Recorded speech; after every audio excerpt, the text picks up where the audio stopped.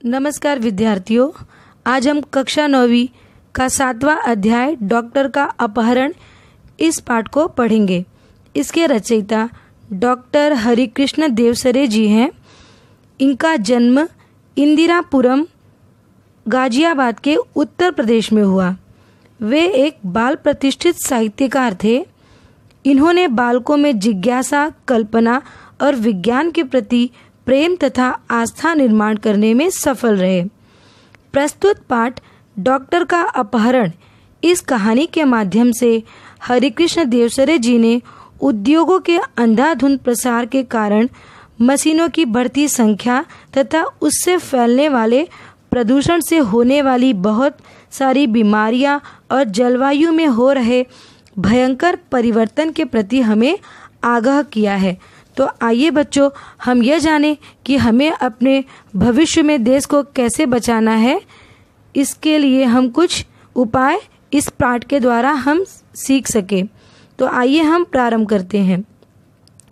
कुछ महीने पहले आपने डॉक्टर भटनागर के अचानक लापता हो जाने का समाचार पढ़ा होगा, लेकिन उसके बाद फिर उनके बारे में कुछ पता ही नहीं चला। एक रात को लगभग 2 बजे उनके घर की कॉल बेल बज उठी। आदत के अनुसार डॉक्टर भटनागर उठे, पत्नी को जगाकर वह चले गए। पत्नी बिस्तर पर ही पड़ी रही।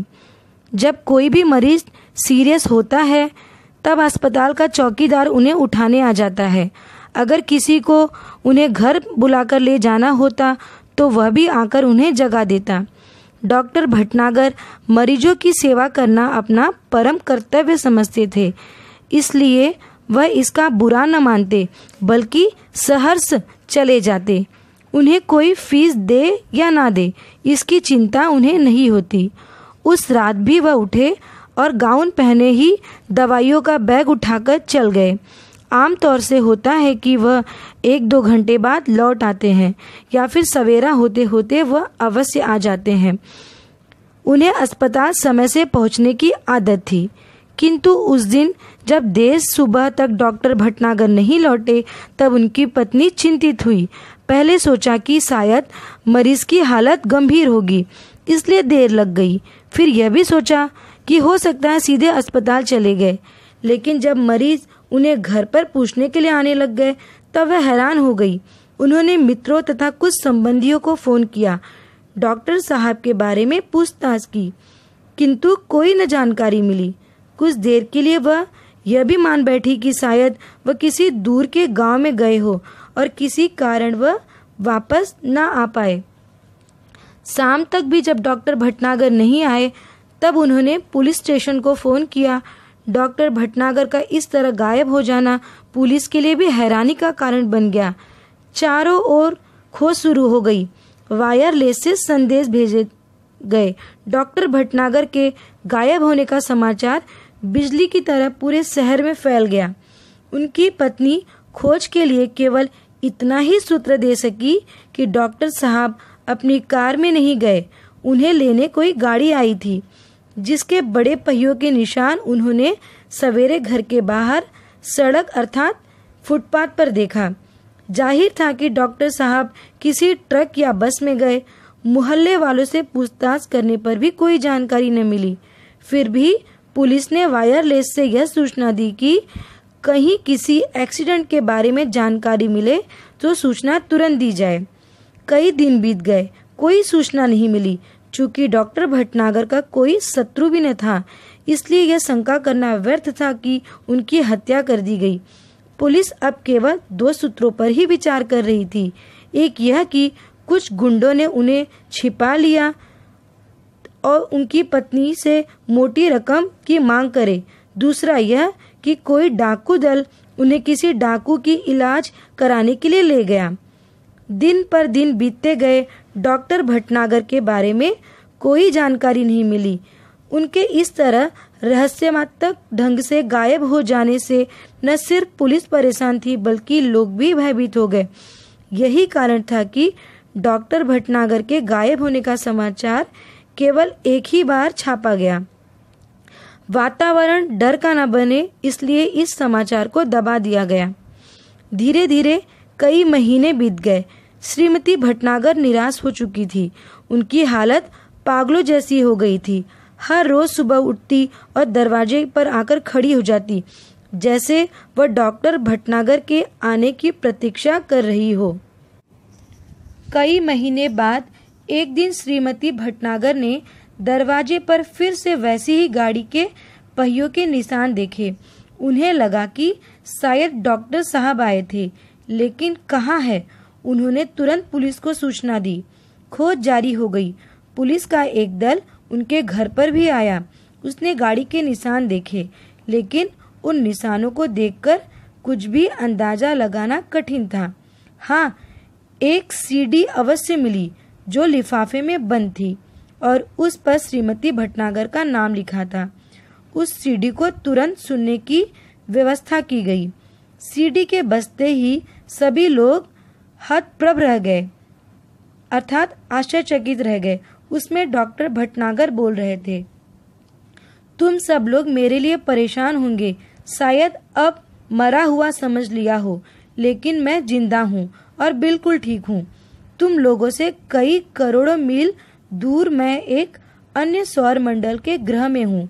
हम धरती वाले सोचते हैं कि शायद दुनिया में जो कुछ है वह हम ही है, लेकिन इस ब्रह्मांड में तो हमारे सूर्य और न जाने कितने सूर्य हैं और सभी के अपने अपने ग्रह हैं।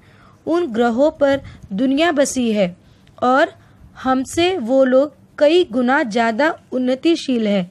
मुझे यहाँ आकर अपने परिवार, मित्र, देश और पृथ्वी से दूर होकर बहुत ही दुख हुआ, लेकिन इस बात की खुशी भी है कि मेरा यह भ्रम था कि दुनिया में सिर्फ हम हैं। मुझे उम्मीद है कि पृथ्वी के लोग मेरी इस बात को समझकर कुछ सबक लेंगे। हाँ, तो पहले सुनो वह कहानी कि मैं कैसे यहाँ आया। अमेरिका में हुए मेरे सम्मान और मेरे ज्ञान के बारे में इस ग्रह के लोगों ने गुप्त रीति से सूचनाएं इकट्ठी की थी। ये तभी से मेरा अपहरण करने की योजना बना रहे थे। उस रात को जब मैं बाहर आया तो एक आदमी ने मुझे खड़ी सवारी पर चलने का इशारा किया। मैं अपने सहज भाव से आगे की तरफ बढ़ा, लेकिन उस विचित्र यान को देखकर मैं चौंक पड़ा। इसके पहले कि मैं कोई विरोध करता या भागने की कोशिश करता, 3 लोग ने मुझे मजबूती से पकड़कर यान के अंदर डाल दिया। यान तेजी से घूमकर आवाज करती हुई आसमान में उड़ गई। घबराहट के कारण मैं बेहोश हो गया और जब मुझे होश आया तब वह यान इस ग्रह पर पहुंच चुका था। मुझे एक विशेष किस्म का प्लास्टिक सूट पहनाया गया ताकि मैं ग्रह के वातावरण के अनुकूल रह सकूं। चूंकि मुझे यहाँ आए हुए काफी समय हो गया, मैं यहाँ से भागने की कोशिश भी नहीं कर सकता, इसलिए मुझे आप सब लोगों के लिए यह संदेश रिकॉर्ड करके भेजने की अनुमति दी गई। इस ग्रह का नाम बड़ा विचित्र है। यहाँ के लोग विज्ञान में बहुत आगे बढ़ गए हैं। इनके पास ऐसे विमान हैं कि एक सौर मंडल से दूसरे तक आसानी से आ जा सकते हैं। यहाँ भी लोगों के रहने के लिए घर बना रखे हैं।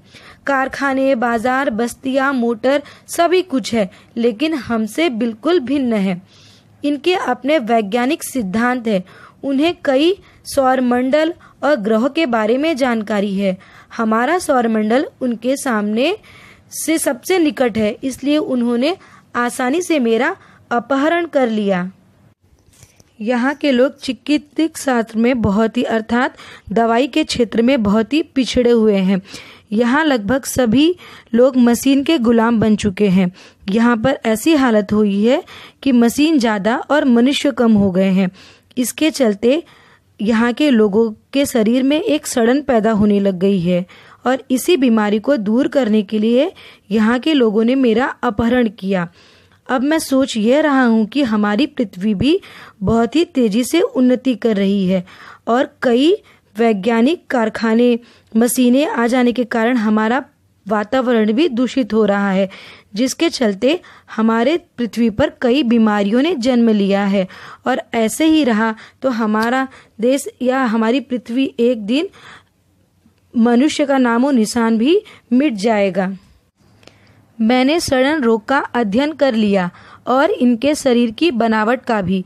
किंतु समस्या यह है कि पृथ्वी के चिकित्सा सिद्धांतों को यहाँ लागू नहीं किया जा सकता। फिर भी कोशिश कर रहा हूँ।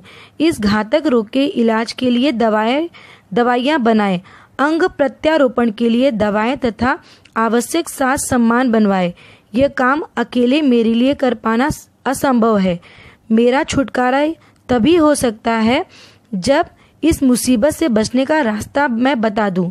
इसलिए अब ये लोग योजना बना रहे हैं कि मेरे सहायता के लिए पृथ्वी से कुछ और वैज्ञानिकों और डॉक्टरों को लाया जाए। मैं उनकी बात से सहमत हूँ। मैं चाहता हूँ कि लोग स्वयं ही सारी बातें सीखें और अपना इलाज यह स्वयं करें। यही कारण है कि यह बात इन्होंने गुप्त रखी। पृथ्वी से कब और कितने डॉक्टर आएंगे इसे मैं कुछ भी नहीं बता सकता। जो भी है, अब अगर मैं सही सलामत वापस पृथ्वी पर आना चाहूँ तो इनकी इच्छा के अनुसार ही आ सकता हूँ। इसलिए इनसे विरोध मोड़ लेना मेरे लिए कठिन होगा। फिलहाल यह कहना कठिन है कि मैं कब आ सकूँगा। आप लोग घबराइए नहीं, मुझे यहाँ कोई कष्ट नहीं है। बस मेरे आने तक आप यही समझे कि मैं इस समय विदेश यात्रा पर हूँ। डॉक्टर भटनागर के इस रिकॉर्ड किए गए संदेश को सुनकर सभी चकित हो गए। इतना बड़ा रहस्य आज के लिए और भविष्य के लिए हमें बहुत कुछ सिखा गया। आशा करती हूँ कि बच्चों आपको यह पाठ कुछ हद तक समझ में आई होगी। इस पाठ से संबंधित कुछ महत्वपूर्ण प्रश्न और कठिन शब्दों को हम समझने की कोशिश करते हैं। धन्यवाद।